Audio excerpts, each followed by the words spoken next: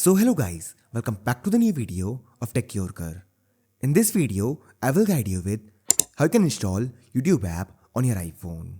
By default, iPhones do not come with YouTube or any other Google apps. So if you want to use YouTube on your iPhone, then you will have to manually install it.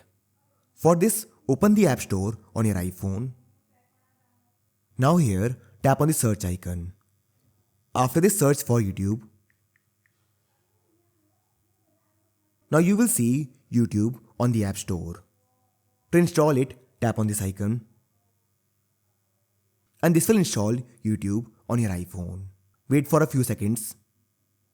Once the app is installed, tap on Open. Once the app is installed, tap on Open. And now you can use YouTube.